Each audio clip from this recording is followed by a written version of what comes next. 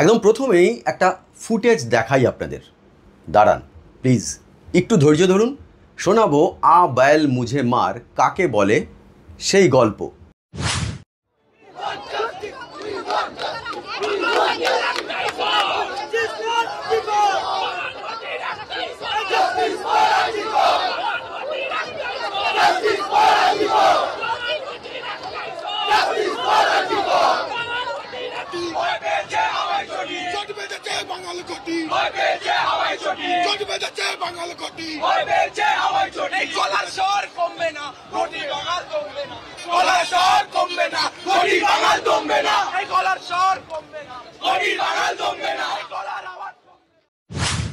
কি দেখলেন তো, খেলা পাগল মানুষরাও রাস্তায়।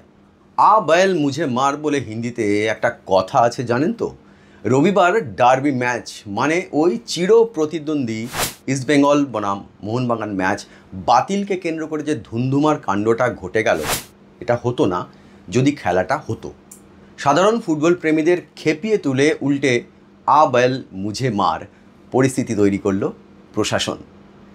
যে পুলিশ একটা ফুটবল ম্যাচ আয়োজন করতে পারে না, সেই পুলিশ কোন অধিকারে ক্রীড়াপ্রেমীদের ওপর লাঠি চালায়?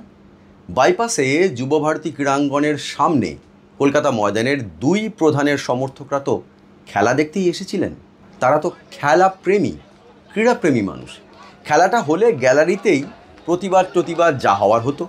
গ্যালারিতে তো আর বোমা, গুলি বা ইট পাটকেল নিয়ে সমর্থকরা ঢুকতে পারতেন না। কিন্তু বিষয়টাকে অকারণে জটিল করলো এবং স্পর্শকাতর বানিয়ে জটিল করে তুলল পুলিশ ও প্রশাসন। ডার্বি ম্যাচ হলো না, নিরাপত্তার কারণে ম্যাচ বাতিল হয়ে গেল। অথচ দুই দলের সমর্থকরা যখন আরজিকর কাণ্ডের প্রতিবাদে বিক্ষোভে সামিল হয়েছিল, তখন পুলিশ আর র্যাব ছয়লাপ হয়ে গেল গোটা এলাকায়। বিক্ষোভ হঠাতে চলল লাঠিচার্জ। পুলিশের লাঠির গায়ে জখম হলেন নিরীহ ফুটবল প্রেমীরা। এমনও অভিযোগ উঠছে যে মহিলাদের গায়েও পুলিশ কর্মীরা লাঠি চালিয়েছে। কলকাতা ময়দানের চির প্রতিদ্বন্দ্বী দুই দল ইস্টবেঙ্গল ও মোহনবাগান, দুই দলের সমর্থকদের মধ্যে চিরকালীন দ্বন্দ্ব, যাকে বলে একেবারে আর্চ এনিমি। কিন্তু এই চিরকালীন প্রতিদ্বন্দ্বিতা মুছে গেল আজ। দুই প্রধানের সমর্থকরা আজ একটি নজির তৈরি করে দেখালেন যে ফুটবল প্রেমীরা কিভাবে অন্যায়ের বিরুদ্ধে একসাথে গর্জে উঠতে পারেন। না, ভুল বললাম, দুই প্রধানই বা কেন বলছি। মোহনবাগান ইস্টবেঙ্গল সমর্থকদের সঙ্গে পথে নেমেছিল মোহামেডান সমর্থকরাও। গর্জে উঠেছিলেন ময়দানের তিন প্রধানের সমর্থকরাই। প্রবল বৃষ্টি হচ্ছিল, পরিবেশ অনুকূল নয়, পুলিশের বাধা, তবু ফুটবল প্রেমীরা নড়লেন না। ভিজলেন, প্রতিবাদ জানালেন, পুলিশের লাঠির বাড়িও খেলেন, তবু নড়লেন না। এই বিক্ষোভকে রাজনৈতিক মদতে বিক্ষোভ বলে দাগিয়ে দেওয়াটা মূর্খামি হবে।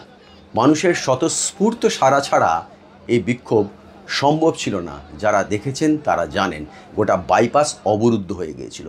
বিক্ষোভ সামলাতে সক্রিয় ভূমিকা পালন করেছে পুলিশ, খুব ভালো কথা, তারিফযোগ্য সক্রিয়তা পুলিশের পক্ষ থেকে। ফুটবল প্রেমীরা রবিবার যুবভারতী ক্রীড়াঙ্গনের সামনে বিক্ষোভ দেখাবে বলে আগাম খবর ছিল পুলিশের কাছে। তাহলে গত 14 তারিখ রাতে আরজিকর হাসপাতালে যে ভাঙচুরের ঘটনা ঘটেছিল, সেই হামলার আগাম খবর ছিল না কেন পুলিশের কাছে? কেন ব্যর্থ হয়েছিল গোয়েন্দা বিভাগ? অথচ এই গোয়েন্দা বিভাগের যথেষ্ট সুনাম আছে, অপরাধ দমনে যথেষ্ট দক্ষতা এবং সুনাম রয়েছে কলকাতা পুলিশেরও। সারা বিশ্বে ছড়িয়ে রয়েছে তার নজির, কলকাতা পুলিশের সুনাম। ওই দিন হামলার ঘটনার আগাম খবর থাকলে আরজিকর হাসপাতালে ভাঙচুরের ঘটনা রোখা যেত। প্রমাণ নষ্টের যে অভিযোগ উঠেছে তা উঠত না।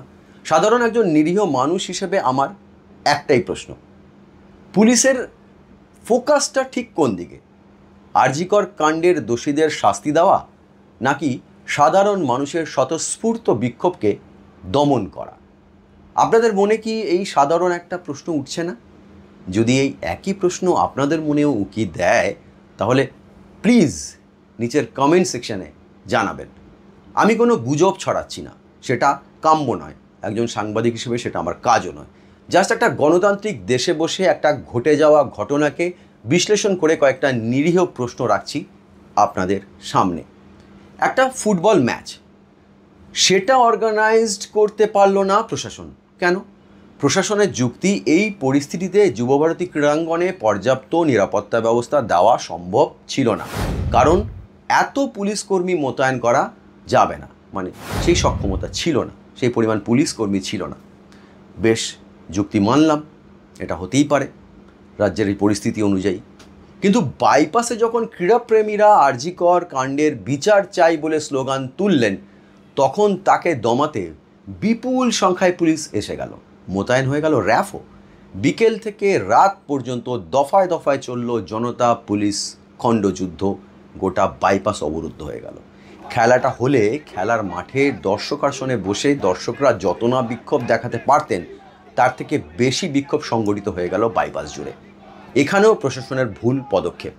মানুষের ক্ষোভকে পুলিশ দিয়ে দমন করতে গেলে তা ব্যাকফায়ার করে। ইতিহাসের দিকে তাকালে দেখা যাবে এই ঘটনা বহুবার ঘটেছে। কিন্তু ক্ষমতার দম্ভ অনেক সময় ক্ষমতার অলিন্দে থাকা মানুষগুলোকে অন্ধ করে দেয়। ভুলটা যে ভুল সেটাও বোঝার মতো মানসিক অবস্থা তাদের থাকে না, ফলে আরও ভুল করতে থাকেন। আর তার ফল কি হয়? পতন। কথা আমি বলছি না, ইতিহাস বলছে। আজ এখানেই থামলাম। ফিরে আসবো আবার এরকমই কোনো গুরুত্বপূর্ণ ঘটনার ভেতরের খবর ও তার চুলচেরা বিশ্লেষণ নিয়ে বিটুইন দ্য লাইন্স উইথ চিনুতে। এই ধরনের বিশ্লেষণধর্মী খবরের খোঁজ পেতে হলে এই চ্যানেলটাকে সাবস্ক্রাইব করে নোটিফিকেশান সেটিংস অন করে রাখতে অনুরোধ করব আপনাদের। আমি চিনু, সঙ্গে থাকুন। নমস্কার।